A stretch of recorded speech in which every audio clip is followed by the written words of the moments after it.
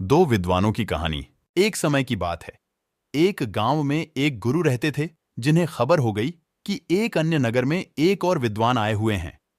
वे अद्भुत ज्ञान के मालिक थे और आगे बढ़ने के लिए सबकी सहायता कर सकते थे। ये खबर सभी को बहुत पसंद आई और सभी लोग उस नगर में उनसे मिलने के लिए जूझने लगे। इन दो विद्वानों की राज्य को पता चलते ही वहां का राजा उनसे बात करने के लिए अपने दरबार में बुला ले आए।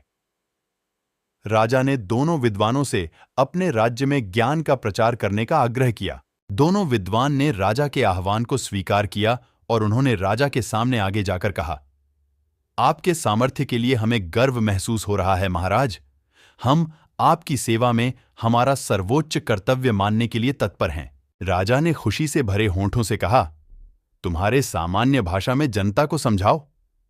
पहले विद्वान मुस्कुराते हुए बोले, अच्छा महाराज, हम आपके राज्य के राजा और प्रजा के बीच बातचीत को सुगम बना सकते हैं। राजा ने आश्चर्यचकित होते हुए कहा, मुझे बिल्कुल आश्चर्य हो रहा है कि तुम कैसे कर सकते हो। ये तो मेरे लिए। दूसरे विद्वान ने मुस्कुराते हुए कहा, महाराज, हम आपके राज्य के लोगों को सामग्री के बिना खाने का ज्ञान दे सकते हैं। राजा ने बहुत ही आश्चर्यचकितता से कहा, मैं ये सचमुच मानने में सक्षम नहीं हूं। कृपया मुझे बताओ, तुम इस बात को कैसे संभव कर सकते हो। पहले विद्वान ने कहा, महाराज, हम विज्ञान का उपयोग करके एक ऐसा उपकरण बना सकते हैं जिससे हम राजा की मर्यादा के साथ बातचीत कर सकते हैं।